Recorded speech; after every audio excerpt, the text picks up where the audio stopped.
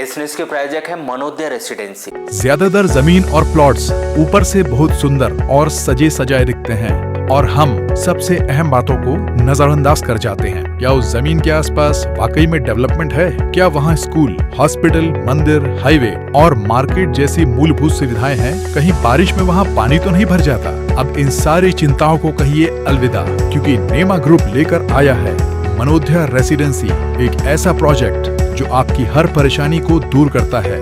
आज ही विजिट करें Manoday residency Balaghat, Govind palace के पास, भटेरा रोड, बालाघाट। ग्राम कुमादेही के निवासी व्यापारी तेजराम ठाकरे 64 वर्ष का मकान मंडला मार्ग पर स्थित है। इसी मकान में उनकी किराना, हार्डवेयर और कृषि केंद्र की दुकान संचालित होती है। घर में एटीएम मशीन भी लगी है। पीड़ित व्यापारी तेजराम ठाकरे के अनुसार 12 अगस्त की रात करीब 11 बजे एक युवक उनके घर पहुंचा और दरवाजा खटखटाकर कहा कि उसकी गाड़ी खराब हो गई है और उसे पेट्रोल की ज़रूरत है।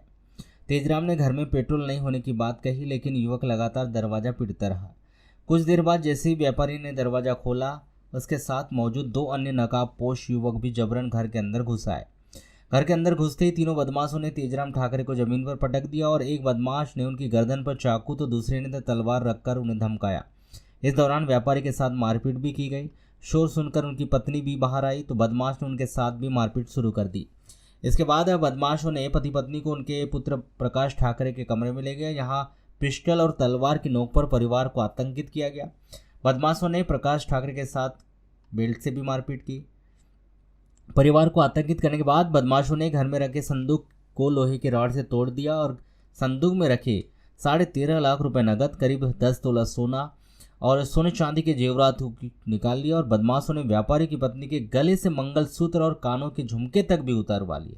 पीड़ित परिवार के अनुसार बदमाश करीब 50 लाख रुपए का माल समेटकर ले गए। तीनों बदमाशों की उम्र लगभग 20 से 25 वर्ष के बीच की बताई जा रही है। लूटपाट पूरी करने के बाद बदमाशों ने व्यापारी और उसके परिवार के सदस्यों को एक कमरे में बंद कर दिया और वहां से फरार हो गए। बदमाशों के जाने के बाद परिवार के सदस्यों ने किसी तरह कमरे का दरवाजा तोड़ा और बाहर निकले। इसके बाद पड़ोसी के फोन से रात में ही बैयर पुलिस को सूचना दी गई।